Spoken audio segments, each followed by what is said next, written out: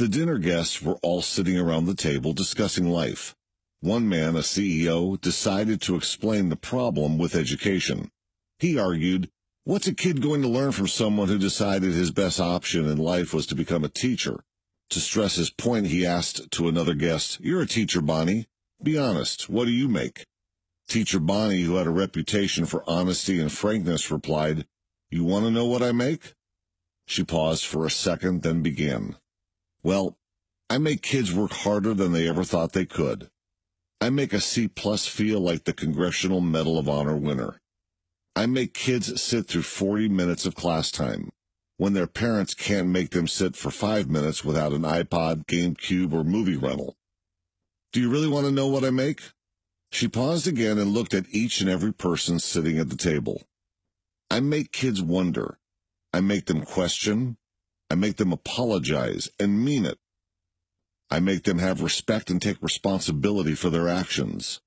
I teach them how to write, and then I make them write. Keyboarding isn't everything.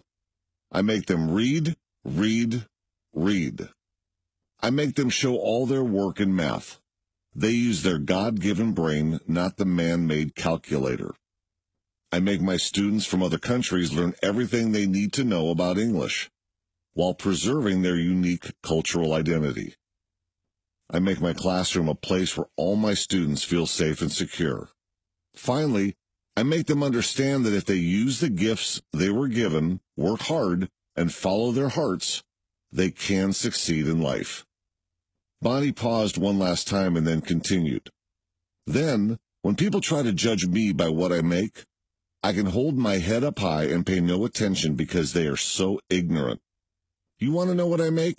I make a difference in all your lives, educating your kids, and preparing them to become CEOs and doctors and engineers. What do you make, Mr. CEO?" His jaw dropped and he went silent. Don't educate your children to be rich. Educate them to be happy, so they know the value of things, not the price.